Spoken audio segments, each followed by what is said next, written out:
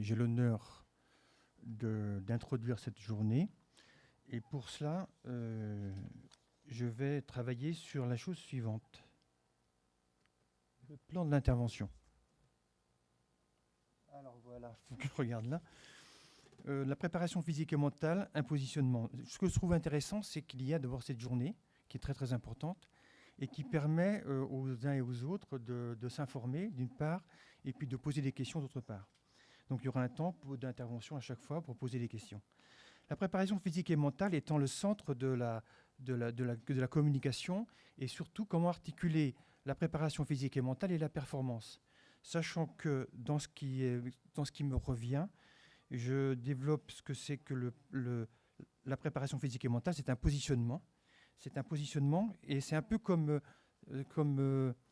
dans les entreprises, c'est un peu comme la prose, c'est-à-dire que tout le monde fait de la préparation physique et mentale, ça on le sait, mais en tout cas, ce qui est sûr, c'est qu'après cette journée-là, il y aura une prédominance, une orientation encore plus marquée sur cette préparation physique et mentale. Alors, le premier point, c'est la sinistralité. On fera le point sur cette fameuse sinistralité. Ensuite, prévenir ce que j'appelle les incertitudes, et notamment quelle est la partie de la santé qui permet de prévenir et donc de limiter les incertitudes. Donc, de l'introduction, prévenir par les préventions en 3 niveaux. Là, je vous ferai part un petit peu de, moi, en tant que conseiller de prévention de la MSA, comment j'ai découvert ces 3 niveaux, et puis surtout, comment je me suis rendu compte que la notion de prévention avait 2 sens. Ensuite, une définition de la prévention, définir le mot, la manière de voir et la manière de faire, et puis prévenir, c'est changer sa manière de voir. Voilà. Donc, dans l'exemple de la sinistralité, vous avez, premier point, les principaux enjeux en termes de sinistralité et les chiffres clés que tout le monde sait.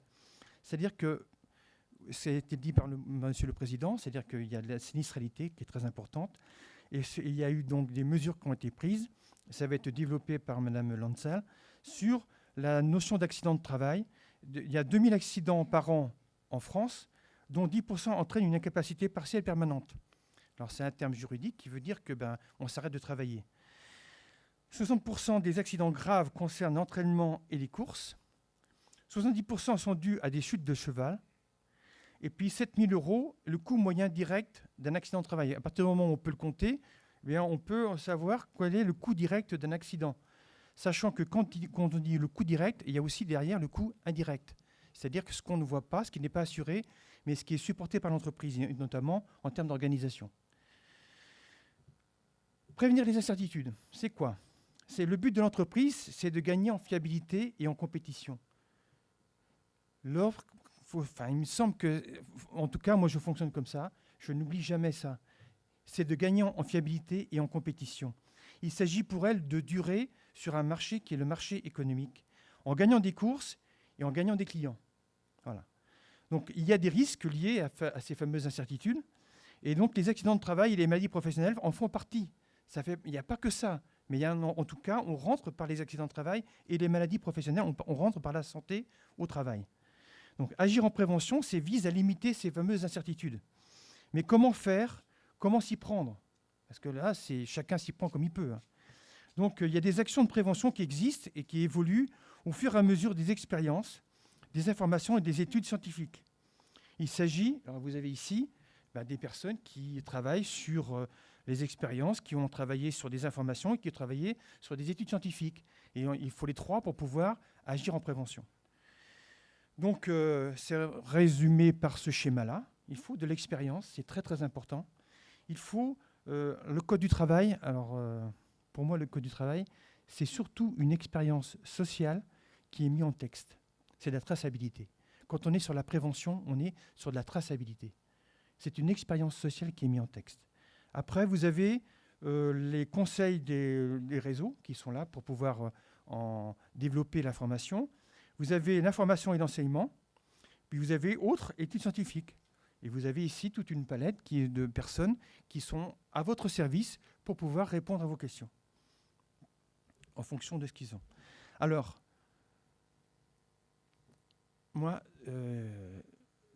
je suis un peu ici dans une logique de transmission. Donc, ce que je retiens, c'est qu'il y a 3 niveaux de prévention. Il y a limiter, réduire et éviter. Limiter, c'est on agit pour limiter des conséquences professionnellement néfastes. Par exemple, on s'équipe des équipements de protection individuelle. Pour moi, on ne travaille pas sur les causes des accidents de travail, on travaille sur ses conséquences. Donc on limite. Pour limiter les conséquences du risque. Alors la bombe, le gilet, les pantalons, les chaussures. Et quand vous allez à un salon professionnel ou quand vous allez ici dans des rencontres, eh bien vous avez des fabricants qui ne cessent que d'améliorer ces choses-là. C'est très important. Et vous avez actuellement des informations ou des équipements de protection individuelle qui alertent et qui proposent des innovations. Et puis, deuxième chose, c'est qu'on apprend à chuter comme au judo ou comme tous les sports qui, eux, ça fait partie de leur métier d'apprendre à chuter. Donc, c'est comment pouvoir apprendre à chuter. Mais quand on est là-dessus, c'est très important, mais on ne fait que limiter les conséquences des accidents de travail.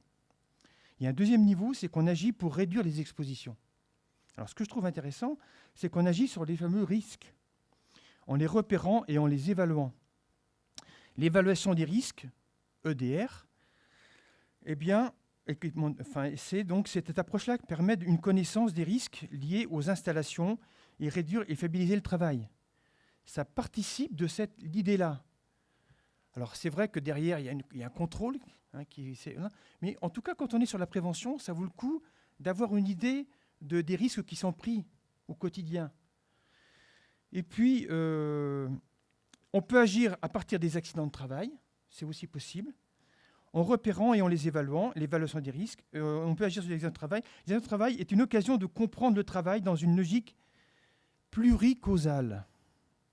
Alors, c'est quoi pluricausal? Ce n'est pas de la fatalité. Ça veut dire que ce n'est pas qu'une cause. Ça veut dire qu'il y a plusieurs causes. Et cette logique-là de passer de la fatalité, on n'y peut rien, c'est comme ça. Il faut chuter pour pouvoir être compétent. Et puis, l'idée, reprenons un petit peu cette histoire-là pour voir comment il est possible d'agir pour faire de la prévention, c'est deux choses complètement différentes. Et quand on fait ça, on apprend et on comprend que l'accident de travail, ce n'est pas un accident comme ça vient d'une logique pluricausale. Et ça a été fait par des études qui ont été mises en place par rapport à cette question d'approche pluricausale d'accident de travail. Et ça a tellement été puissant qu'à un moment donné, eh bien, ça permet de développer, à partir de l'accident, c'est quoi un travail? Et quels sont les signes qui font qu'à un moment donné, eh ben, on a un accident de travail?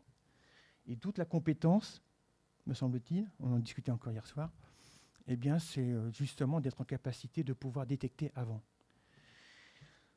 On peut mécaniser le curage du box, ça fait partie des choses qui sont possibles. On peut mettre en place des systèmes pour éviter de prendre la fourche et puis d'être pénible, d'avoir une activité pénible. Voilà, ça c'est possible. Et puis après, on agit pour éviter de prendre des risques dès le projet de conception. Ça, c'est très très important. C'est-à-dire la connaissance du comportement du cheval, ça fait partie de ça, pour affiner, alerter, anticiper. Et là, vous avez Madame Ousberger qui va intervenir sur le comportement du cheval. Une approche plus scientifique visant à stabiliser et finalement à évaluer la démarche des experts. Mais pour pouvoir relier la manière de voir et la manière de faire et apprécier quelques limites, il faut pouvoir avoir cette capacité-là. Alors on l'a plus ou moins, mais l'important c'est de la développer. C'est le cas des investissements qui cherchent à économiser et à rendre plus facile le travail de l'homme et du cheval. Et l'homme de cheval, parce que maintenant on parle de l'homme du cheval. Éviter que les personnes, clients différents se croisent. Par exemple, moi j'ai remarqué que dans l'entreprise, il y a un centre équestre qui avait développé, c'était quelqu'un qui avait 55 ans, qui avait 4 salariés. Et puis, il me disait, mais dans le cadre de mes activités et dans le cadre de mon projet de développement, il a installé différentes, les box, la carrière, le système qui permet de s'entraîner en fonction des clients qu'il avait. Et ça lui permettait d'accueillir les clients tout en évitant qu'ils se croisent. Et quand on est sur cette notion de croisement, c'est très important parce que c'est derrière la notion de flux, la notion de circulation. Et donc cette question de circulation est très importante à penser dès le projet de conception. Alors la connaissance du couple cavalier-cheval en considérant qu'il faut être en bonne santé pour agir et réagir. Alors là, vous aviez parlé, Monsieur le Président, de s'intéresser de plus en plus à l'exploitant. L'exploitant, c'est quelqu'un qui a aussi un projet, mais il peut le faire que s'il est en bonne santé. Donc c'est intéressant et c'est très important pour lui, c'est pas suffisant, mais c'est très important de garder la bonne santé. Voilà. D'où cette notion de se préparer physiquement et mentalement, ça fait partie de ça. La notion de prévention, c'est deux choses, me semble-t-il. C'est réparer et prévenir. Réparer, c'est la logique de l'assurance qui est devenue sociale après la guerre, donc c'est la Deuxième Guerre mondiale, c'est la notion d'obligation. Et donc vous avez ici la recherche par rapport à la prévention des risques, c'est la recherche des causes par rapport à ce risque-là, et puis c'est agir après, parce qu'on agit après l'accident est arrivé. Mais en tout cas, pour pouvoir réagir avant. Et puis prévenir, c'est deux choses, c'est comprendre, et vous êtes là ici pour ça, c'est d'avoir une idée de ce fameux risque-là, et puis c'est surtout d'agir avant, c'est-à-dire d'être en capacité de pouvoir réagir et d'agir avant que ça arrive. Voilà. Et l'un et l'autre, ça fait partie des systèmes de prévention. Il y a les deux, c'est très très important ça qu'il y ait les deux. Et qu'en fonction des évolutions, on n'est plus sur la réparation, ou on n'est plus sur la prévention. Le deuxième point du mot prévention, je l'ai découvert en 1995. C'était quand j'ai pris le dictionnaire, parce que à l'époque, j'ai une génération où c'est l'écrit qui domine. Et j'ai repris le dictionnaire, puis je lui ai dit, mais c'est quoi ce mot prévention ? Ça faisait déjà plusieurs années que je faisais de la prévention. Et puis je me suis dit, mais attendez, on va regarder ce que ça veut dire. Et puis là, il y a une chose qui me semblait très importante, c'est la manière de faire. C'est l'ensemble des moyens pour faire. Exemple, le code du travail, par exemple, pour nous. Donc c'est ça peut être, par exemple, choisir un cheval en fonction du cœur de son métier. Si on fait des courses ou si on fait dans un centre équestre où on apprend, c'est deux chevaux différents. Enfin, rendre moins pénible le curage des boxes en investissant sur du matériel, par exemple, si c'est le cas. Ou choisir le cheval ou les travaux pour pouvoir s'échauffer physiquement. Ça, c'est plus ou moins fait. Mais j'ai découvert une autre idée de la mot prévention, c'est une idée préconçue d'avance. C'est-à-dire avoir une prévention sur quelqu'un ou sur quelque chose, c'est avoir une idée préconçue. Donc c'est une manière de voir. Par exemple, distinguer le cheval d'instruction ou le cheval de compétition. C'est une manière de voir. Ce n'est pas que le seul. Associer la diminution de la fatigue en améliorant les conditions de travail. C'est une manière de voir.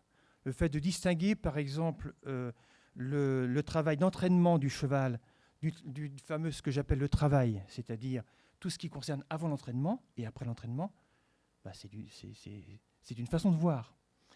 Voir le début du travail comme une occasion de s'échauffer, ça ne veut pas dire que vous ne le faites pas, mais c'était aussi une manière de voir. Donc on est sur cette question d'une manière de voir et une manière de faire. Et la prévention, c'est d'associer la manière de voir révèle la manière de faire, et la manière de faire révèle la manière de voir. La manière de voir conditionne la manière de faire, et la manière de faire révèle la manière de voir. C'est ce que j'ai découvert. Et que l'intervention en prévention, parce que là il manque quelque chose, c'est intervenir sur cette façon de voir et cette façon de faire par rapport à la question de la santé au travail, voilà, et de la sécurité. Alors maintenant, prévenir, c'est aussi changer sa manière de voir. Il y a deux façons, peut-être plusieurs façons, mais en tout cas j'en vois deux. On comprend après avoir agi. Donc l'action et l'initiative sont sources d'apprentissage. C'est très important. Par exemple, faire du cheval et tomber, est-ce une fatalité ou est-ce grave ? Oui ou non ? Bon. Oui, car on sait que faire du cheval représente un danger, et notamment celui de tomber. C'est vrai. La relation du cheval justifie la plupart des pratiques. C'est lié à ce métier, de passion, on rajoute, hein, c'est comme ça que j'ai compris les choses, c'est de la fatalité, et donc dans ce cas-là, on ne change rien. C'est ça qui est important, c'est qu'on ne change rien. Comme c'est de la fatalité, on ne change rien. Allah, Dieu est avec nous. La chute, c'est le métier qui rentre. Voilà. Elle est liée à la prise de risque. Ce qui est vrai aussi. Non. Alors oui, ça c'est tout. Mais il y a d'autres raisons. Hein. Il y a d'autres raisons. Je suis sûr que vous en avez d'autres. J'ai pris celles qui me paraissaient les plus importantes. Non, si l'on considère que l'accident de travail est surtout un travail qui a mal tourné pour la personne, qui a échoué pour la personne. C'est un travail qui a échoué sur la personne. Donc l'accident de travail offre une occasion, parce qu'il faut aller dans la prévention, une occasion de comprendre ce qui s'est passé dans le travail. Qu'est-ce qui s'est passé avant? Qu'est-ce qui fait qu'il y a eu des alertes? Les scientifiques diraient que cette méthode offre la possibilité de comprendre l'accident. Ça relève d'une logique pluricausale. Voilà, on approche la cause. Il est essentiel de distinguer le travail d'astreinte, ça c'est où j'en suis rendu actuellement, consacré à l'animal, du travail consacré à l'entraînement. C'est deux choses complètement différentes, me semble-t-il, même s'il y a des liens possibles. Hein. Si les deux visent la performance, l'amélioration des conditions de travail offre des actions différentes. C'est différent de penser amélioration des conditions de travail dans le travail d'astreinte et amélioration des conditions de travail au niveau de l'entraînement. L'arbre des causes offre une façon de comprendre que l'accident de travail relève d'un dysfonctionnement du travail qui a échoué sur la personne. Ça, c'est très, très important. Du point de vue, si on veut sortir de la notion de fatalité, il faut vraiment regarder ça de près. Changer sa manière de voir, deux façons. On comprend après la bonne accord. Attendez. Alors, ça s'est passé rapidement, mais je trouve que c'est un point très très important. C'est qu'à partir du moment où il y a eu cette fameuse obligation d'assurance, ça fait plus de 100 ans, et cette notion de rendre social, il était possible de dire, ben voilà, on compte, on est dans une entreprise de compte, on rend des comptes. Et notamment, on rend des comptes du point de vue des accidents de travail, donc on est sur la sinistralité. Mais pourquoi?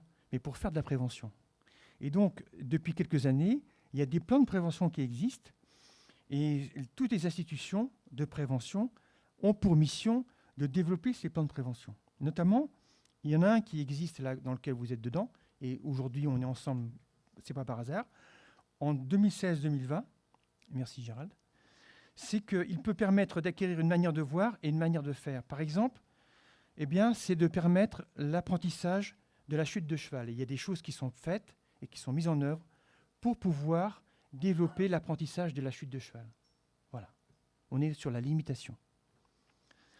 Il y a le deuxième point, c'est la notion de comportement du cheval. Comprendre, ça veut dire quoi? Comprendre le comportement du cheval. Quand même. Vous travaillez avec eux, donc vous savez ce que c'est qu'un cheval. Vous le savez bien.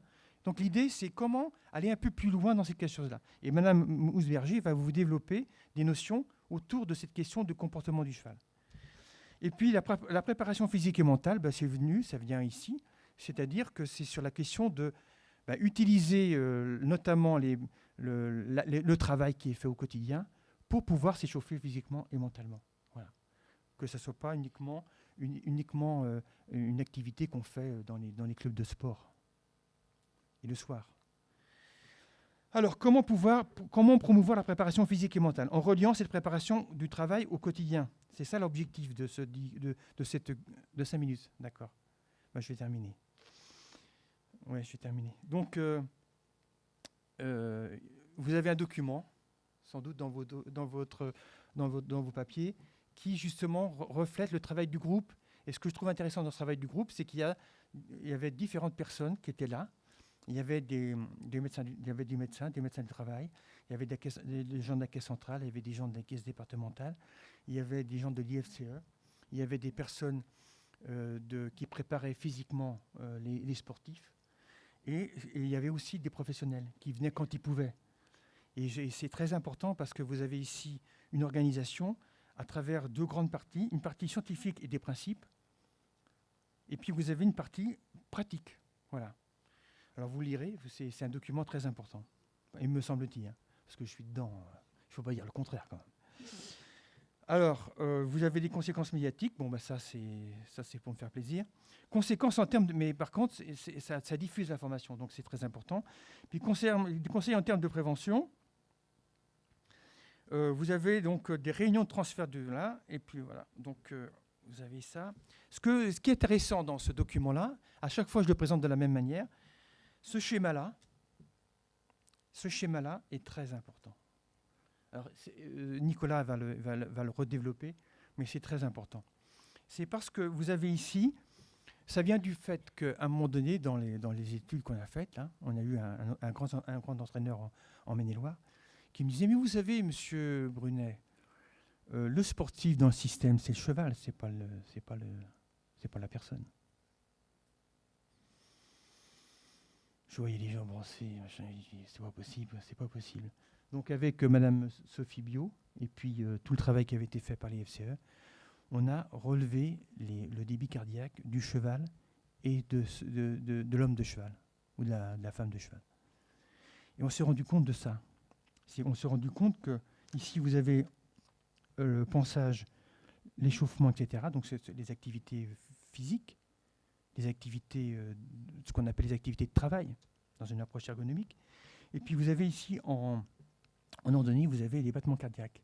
On s'aperçoit que le cheval travaille au niveau battement cardiaque uniquement. Eh bien, quand il est en entraînement, autrement il est au repos, mais le type qui fait un travail d'astreinte, ben, il travaille tout le temps. Donc il est déjà, lui, à plus de 100 battements minutes. Et puis quand il est c'est trotteur, ça. Quand il est sur le cheval, ben, c'est pareil, hein, il y va, quoi. Bon, 180 battements minutes quand on est en canter, c'est bien. Mais quand on a 50 ans, 60 ans, c'est bien aussi. Ça entretient la forme, vous direz. Enfin, quand même, c'est quand même une activité importante, quoi. Voilà. Et puis, vous avez l'activité mentale. Moi, ce que j'aime bien, c'est le schéma d'à droite. C'est-à-dire, là, vous avez la dame, j'ai pris en photo, là. Vous avez la dame qui regarde le cheval. On est dans l'interaction. Et comme par hasard, vous avez juste le cheval, là, à droite. Le plus à droite possible. Qui a des yeux, qui a les oreilles comme ça. Oula! Ça veut dire qu'il fait attention déjà à la personne qui va venir faire son travail chez lui, dans son box. Voilà. Et je trouve que cette image-là reflète ce schéma-là qui a été fait après avec tout le groupe, sur justement l'émotion, la concentration, le plaisir, et puis d'un côté, l'état mental du cheval. Voilà. Mais ça, j'en dirai pas plus. Donc, en conclusion, l'idée, c'est promouvoir la prévention. Vous êtes là-dedans. C'est-à-dire que vous ne vous avez pas attendu pour faire de la prévention, mais le fait qu'il y ait cette journée-là, ça permet d'aller un peu plus loin en disant, tiens, je fais ça comme ça, c'est bien, et puis je peux faire autre chose. Voilà. Favoriser la compréhension de ce qui est fait par l'entreprise et les réseaux, puis donner à voir différemment. Ça, c'est très important. Et donc, on est dans un processus de professionnalisation. Quand on est dans un processus de professionnalisation, bien, on est dans une idée de dire, on évolue, on change notre manière de voir et notre manière de faire, sachant que la manière de faire est plus exigeante que la manière de voir. Voilà. Merci beaucoup.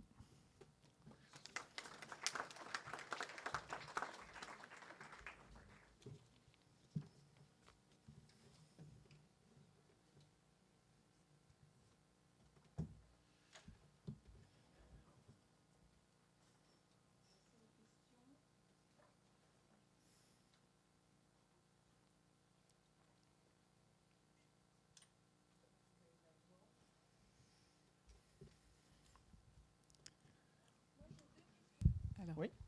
Très bien, la première, c'est toujours la plus difficile. Je vous écoute. Vous avez parlé un moment dans une écurie que vous aviez un gérant qui gérait les flux et les croisements. Alors, j'ai pas tout saisi. C'est le croisement entre les gens et les chevaux ou entre les gens eux-mêmes? Les gens, les chevaux. Voilà. Parce que dans son organisation, il y avait, et dans ses clients, il y avait les propriétaires. Il y avait organisé un espace pour les jeunes, avec des jeux. Et puis, il y avait organisé un espace pour les clients adultes, mais qui apprenaient. Et puis, pour les compétiteurs. Et qu'à un moment donné, dans la semaine, il y avait plus de 300-400 personnes qui étaient là et qu'il fallait gérer ce flux-là. Donc, c'était une façon d'interpréter cette question-là. Mais il y a plusieurs façons. Il y a aussi son organisation. C'est-à-dire faire en sorte que les gens soient plutôt polyvalents, ça rejoint ce qu'on disait, mais en même temps, ils sont spécialisés. C'est-à-dire qu'il y avait un spécialiste plutôt pour les enfants, un spécialiste plutôt pour les adultes, un spécialiste, voilà. Ok. Deuxième question, vous avez dit que dans la prévention, vous alliez favoriser ou encadrer l'apprentissage des chutes de cheval. Alors j'aimerais savoir comment, puisque moi je me suis renseignée auprès d'un cascadeur qui se déplace dans les écuries avec un mannequin, mais ça coûte comme la mécanisation du curage, un bras, une jambe. Et voilà, donc si vous avez des idées, est-ce qu'il faut faire venir des profs de judo? Parce que là, le cheval mécanique et le cascadeur, c'est pas facile, quoi. Ah non. Mais effectivement, on est tous dans la prévention, apprendre à nos élèves à chuter, mais moi, j'ai pas l'idée. Voilà. Vous avez raison. Mais vous nous avez marqué que c'était dans les projets d'accompagnement. Mais oui. Donc, je voudrais savoir ce que vous souhaitez mettre en place ou si vous avez des idées. Merci. Les idées viennent de l'extérieur. C'est-à-dire que c'est notre caisse centrale qui propose. Et c'est le gouvernement qui propose, à travers la COG et à travers le plan de prévention, ces 3 actions-là. Voilà. Donc, après, il y a des moyens qui sont plus ou moins accordés en fonction des départements et en fonction de la maîtrise de la prévention par rapport à ce département-là. Donc, pour la question qui vous importe à vous, l'idée, c'est de vous rapprocher de la prévention de la MSA et puis vous verrez ce qui se fait. Voilà. Si vous voulez. Voilà, c'est bon. Par rapport à votre question de comment prévenir en fait la chute ou faire en sorte qu'elle soit la moins dangereuse possible, c'est vrai que moi, de mon point de vue, je ne vais pas apprendre aux cavaliers à chuter de leurs chevaux pour les raisons de sécurité que ça engendrerait, ou de problèmes de sécurité. Donc le judo, c'est une bonne école. L'idée, c'est pas tellement d'apprendre à chuter de son cheval, mais c'est que si la chute arrive, qu'elle soit la moins traumatique possible pour le cavalier. Donc le judo, c'est une très bonne école. Ça apprend pas à tomber de son cheval, mais ça apprend à chuter au sens général. Et finalement, à préparer physiquement le cavalier, à avoir des réflexes, notamment de protection de sa tête et de son rachis au moment de l'impact sur le sol. Donc, nous, depuis plus de 10 ans, on travaille avec le judo club de Saumur. La MSA propose des interventions avec des professionnels du judo. Mais c'est plus, il y a ça, et après tout le côté être en bonne santé physiquement, musculairement. C'est-à-dire que si je suis échauffé, et si musculairement, notamment au niveau de mes muscles profonds, je suis en bon état de santé, la chute aura beaucoup moins de conséquences graves. Mais j'y reviendrai.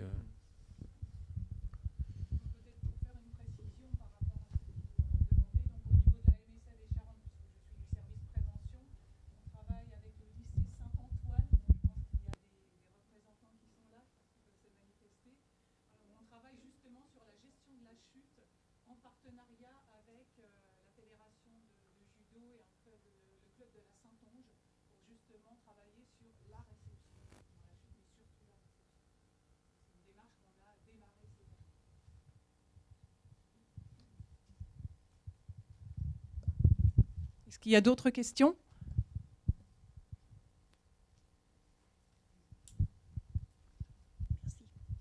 Oui, vous avez parlé de prévention. Je trouve qu'il y a un volet sur lequel vous n'avez pas suffisamment mis l'accent, c'est qu'on travaille avec du vivant. On travaille avec un animal, et comme tout animal, il peut avoir des réactions imprévisibles. Et prévoir l'imprévisible, ce n'est pas vraiment facile. Et en dehors des chutes de cheval, il y a aussi un côté qui m'a semblé un peu occulté, c'est celui de la manipulation. Il n'y a pas que le travail dans les centres équestres, il y a le travail dans les élevages, il y a le travail du palefrenier dans les centres équestres, et la manipulation, c'est aussi source d'accidents. Écoutez, l'important, c'est, vous avez raison, hein. L'important, c'est l'introduction. C'est-à-dire qu'après, vous avez différentes personnes qui vont intervenir sur ces différents registres-là. Donc l'idée, c'est simplement de pouvoir permettre à ces personnes-là de pouvoir agir et d'intervenir en conséquence. Mais vous avez raison.